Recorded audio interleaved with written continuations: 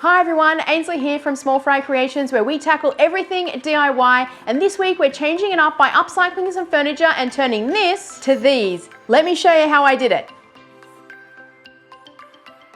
This project is part of the Builders Challenge #Furniture Flip Challenge, which is going on in the States at the moment. And I thought it would be a bit of fun to take part and try something that I have never done before. And my plan is to upcycle these pieces and make them look a whole lot more modern than they currently do. I got this off Facebook Marketplace for a total of $80, and it is technically one piece of furniture like you saw in the intro, but I'm gonna flip them into two separate pieces. And for this video, we are gonna focus on the hutch because we're gonna completely transform him into something really cool. But you will see the transition of the buffet or the sideboard, but he's really just going to get a paint job and some new handles. Now, my first step is I need to pull everything apart, including the hardware and the doors, and then we can get into the nitty-gritty of how we're gonna transform this hutch into something cool. All right, ladies and gentlemen, boys and girls, welcome to the roller coaster that is Ains attempting her first furniture flip. This project is full of learnings and ups and downs, so let's get to work. To get started with the flip, I needed to take off all the hardware and doors. I labeled a snap lock for each section to keep everything together so that I didn't lose anything. The glass was also easy to remove as it was just sitting in some clips, so I could remove the glass, which will be helpful when I get to the painting stage. I did at the start label everything as in left, right or middle, but I worked out everything was the same size, so the labels weren't really necessary, so I didn't worry about them as I moved through the flip. All right, I've got the doors and all of the metal hardware off, so we're now up to the point where we can start to transform the hutch. And I want to turn it into something that's more of a modern style booze cabinet or side buffet, something that's really versatile.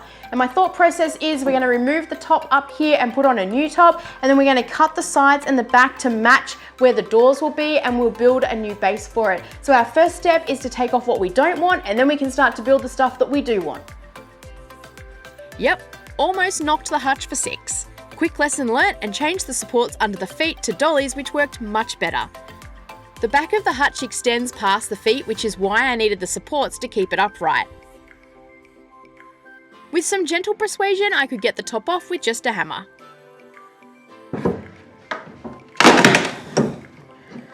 Oof.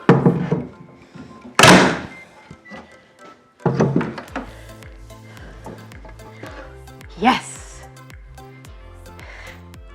Girl strength. Worked. With the bottom section, I started by marking where I needed to cut and made sure I wasn't right on the line, as I will use a flush trim bit to really flush it up later. To make the cuts, I used the track saw, which made quick work of getting the bottom section off the hutch. I cut the two sides to start with and then finished with the back panel. This just meant that when I was cutting the hutch on its side, I didn't have part of the hutch flapping in the breeze as the back was holding everything together.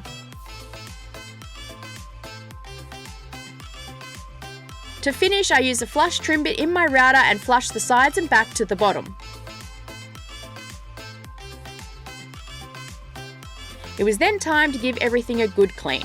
Now, as a newbie, I'm not 100% sure if you're meant to use a certain cleaner, but from my research, you want a good cleaner that will remove grease. I use Co, as it's what we use in our house, and it works really well, including removing grease. I don't know if this is right, but it worked. It's good practice to clean before you sand, as you don't want to be sanding all of the dirt down into the wood fibres. I've got everything clean and I've got the hutch completely deconstructed. It's now at a point where it needs a top and legs, but I'm going to put that aside and I'm going to start to scuff sand the pieces and get them ready for undercoat so that we can start to get rid of this dark stain and modernize the pieces. For the undercoat, I'm going to use British paints because it's good at blocking stain. So let's go ahead and get everything scuff sanded and then we can prep for undercoat. As a woodworker entering the world of flipping, I love learning the terms people use for different things. For example, scuff sanding. This just means I sand everything with 120 grit to scuff the surface so the paint has something to adhere to. I didn't need to sand everything back to bare wood as I was painting, and the primer will do the job of preparing the piece for paint.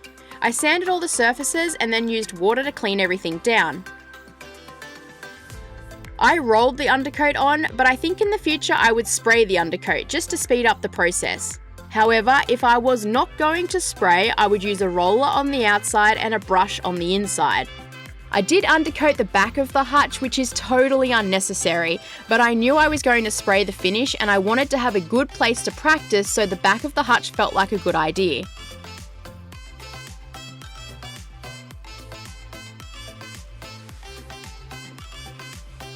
Feels so much brighter in here now that I've got them undercoated, and I've also sanded them with 220 grit sandpaper so that they are ready for paint, because we are at the point of the project where they're ugly and we need to start making them pretty. Now I'm going to spray the paint on, which should be interesting considering I haven't used the spray gun since I painted the fence outside, and it's the only time that I've used the spray gun, so we'll be learning through the process. I need to set up a spray booth because I can't spray outside because of the wind, and I also have a sloping driveway. There's not really anywhere that I can put the pieces. So I've got myself some drop sheets and I'm going to tape them to the roof to create a little spray booth, and then we can dig out the spray gun and get to painting.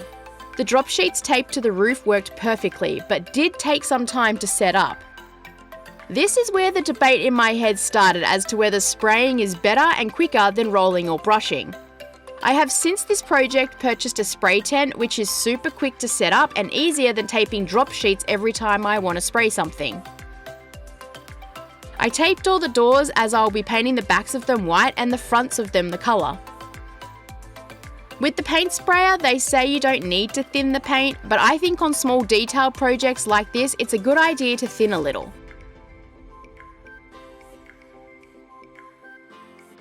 Alright, my DIY spray booth is all set up. I feel like I'm in a scary movie and I hate scary movies. I am using the Wagner 590 paint sprayer. If you want to know more about the paint sprayer or how to set it up, go and check out my fence painting video, which I'll link below, where I go into the detail because I have just rewatched it myself so that I could relearn how to use the paint sprayer. I have got my dust mask ready. I've got the air filtration system running in the background, so I think we are ready to get in and have a go.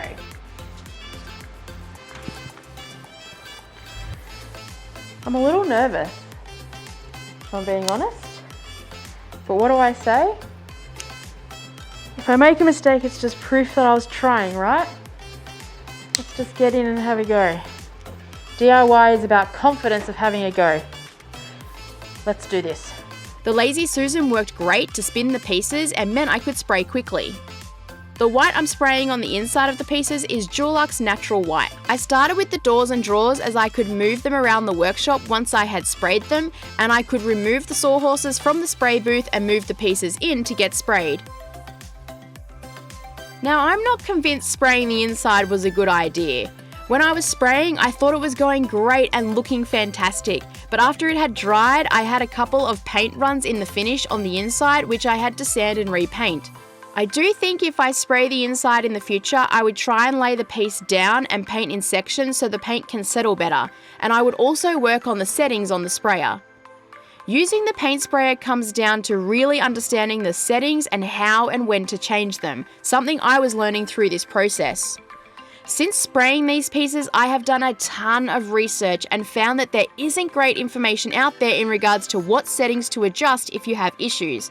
Everyone just tells you to set it up and play around with it, and I think this is a gap in the information, so following this video, I'm going to do a detailed video on the settings of when and what to adjust if you're having issues. So if you own a sprayer like mine or looking to get one, be sure to be subscribed to the channel so that you can check that video out. Once it comes out, I'll leave a card on this video and a link below. Alright, it's day 2 of this project and it should be a fun one because we're going to paint the outside of the cabinet a really cool colour. We've decided to go with Dulux Prestige Blue, and yesterday I painted everything white on the inside and we now need to mask that off. I've got some frog tape and some masking tape with a drop sheet attached to it, but I'm not 100% sure how I'm going to mask this off. We're just going to learn along the way. I probably should be using delicate tape, but we're in lockdown and we don't have any, so I'm just going to use what I've got and hope for the best. So, like the motto of this project, let's just get in and have a go. The masking tape with the drop sheets attached is fantastic and made masking off the inside super easy. I used the frog tape to seal the drop sheet around the cavity and this worked well. I also used the masking tape drop sheet on the doors that have the glass, and if doing this again, I wouldn't tape this way. I would just tape the back of the doors. The drop sheet moved around too much and overspray got under the sheet and onto the back, so just taping them would have worked much better. My sister-in-law was the colour consultant on this build and I am loving the choices. The Dulux Prestige Blue is a rich navy blue and works well with the white inside of the cabinet. To dial in the settings on the sprayer, I used some cardboard, and once I was happy, I moved to painting the real thing. Starting with the doors, I sprayed the inside and borders of each and then the tops. I do have the cabinet facing the back of the spray booth, and this is just to ensure that no overspray got out. Another tip I can pass on when spraying: if you miss places, don't worry, you'll get them on the second pass. If you go back and spray more paint, you may have a situation where you now have too much paint on your piece and you could get paint runs. I applied 2 coats of paint and left the paint in the sprayer pot in between coats, but I did clean out the sprayer just to avoid any paint drying on the inside. When I was done painting the 2 coats, I also poured the leftover paint into a cup and put this aside as I will use it later for touch-ups. To tape the doors off on the sideboard, I used the masking tape drop sheet, and as this is a solid panel, this worked perfectly. The masking tape drop sheet worked really well on the drawers. There was no overspray or need to touch up on the drawers or the doors of the sideboard. I taped the inside of the sideboard the same way, but when it came to the drawer sections, I taped the first space and then cut the drop sheet and used the offcuts with some blue painter's tape to fill in the other spaces. This just cuts down on wastage of the drop sheet. The colour on the sideboard is Dulux Duck Egg Blue. Man, this is a cool colour. I absolutely love it and am excited to paint more pieces this colour in the future. To clear coat the pieces, I used my trusty CFP flooring, but in matte this time. In my research, people had said on the darker colours to tint the clear, as this will help stop hazing. I tinted the dark blue but not the duck egg blue, and on the next one I would tint both. The doors on the sideboard have grooves, and there were little spots where the clear had settled and dried a light yellow. I could easily fix it, but it would just be easier if I had tinted it and avoided it for the future. This project is a roller coaster of emotions. One minute I feel like I'm nailing it and doing really well, and the next minute I feel like I am failing. But I'm in a constant state of learning and I am getting better as I move through the project, so that is the main thing. The darker of the 2 cabinets is drying in the background, but this guy was sprayed yesterday, so he is dry and the plastic can now come off, and we need to see whether or not we have any overspray or blowout, whatever you want to call it. I know for a fact there is going to be a spot down here in this corner because I noticed it while I was spraying, but I don't know about the rest of the piece. So let's get the plastic off, have a look at what damage or blowouts there are, and then we can fix them.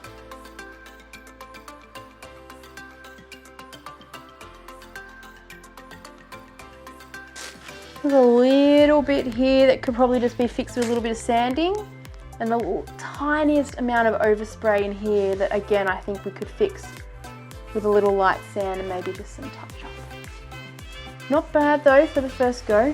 Not bad, not bad. This is the bad one, which is why I left it to last. I'm nervous to have a look under there because I don't know how far it went in. So I just got to get in and have a go.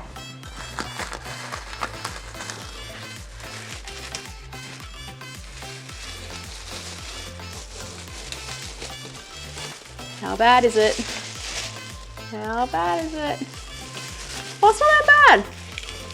Okay. Okay, it's not that bad. I can fix that. That's not that bad. This is where keeping the leftover paint came in handy. I was easily able to do a quick sand and touch up paint. It was then time for the handles on the sideboard. The handles are leather handles purchased from Bunnings, and I think they finished the piece nicely. It was then the other cabinet's turn to have its reveal and start to put everything back together. The tape job worked perfectly and there was no blowout. So at this point I'm feeling great, and then next minute remove the tape from the doors and find a heap of overspray, not feeling so great. I could easily fix it with a quick sand and paint, but this is the debate of, is spraying the best option? And I think it is, but learning the best way to mask off is key. I just had to keep reminding myself I'm learning and I'll improve on the next one. I finished putting the sideboard back together while the paint was drying, and this guy could be put aside. Don't worry, you'll get to see him in all of his glory at the end.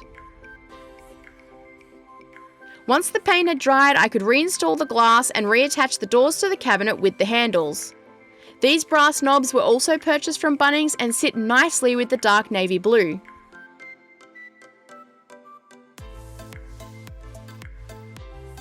Alright, the cabinet is back together. We're on the home stretch and I am back in my wheelhouse as we're going to do some really simple building to transform this guy into something cool. I'm going to put an oak prefab panel on the top. Yes, I could have totally built my own panel, but I'm on a time crunch trying to be quick and efficient, so this is the way I've decided to go. And I'm also going to build a simple modern base out of some oak to raise it up off the ground to the height that I want. So let's get building. I measured the depth of the cabinet with the doors on and then added 10mm for overhang. I cut the board down on the table saw and it actually worked perfect because I'm going to use the strip I cut off as the back stretcher on the base. This saved me buying another piece of timber and also kept the cost down.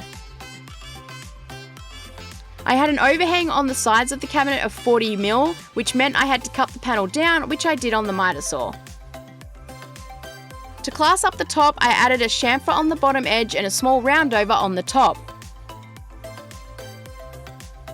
I just used a buttload of glue on the top and clamped the panel into place. The panel is flush to the back of the cabinet. The base is made up of one 3-meter length of oak plus the piece of the panel that I cut earlier. I inset the base 10mm from each side, but not front to back, as the doors will give the look of the base being inset.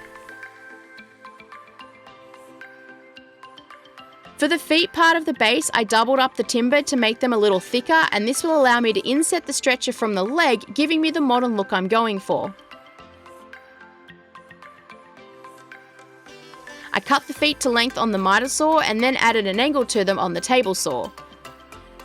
Now in hindsight, I should have cut the angle first, as this would have made it easier. This is not the best way to cut them on the table saw, but it did work, and I would say only make cuts you feel safe making. The gripper kept my hands away from the saw and good downward pressure on the piece. To connect the pieces of the base, I'm using pocket holes. They're quick and easy and perfect for this situation as they'll be hidden. This is also how I attach the base to the cabinet. I cut a 10mm spacer from offcuts and used this to inset the stretchers to the feet. The Craig clamps really help to hold the pieces together while I drive the screws. You want to have your pieces clamped down when using pocket holes, as they will move around on you if not held down.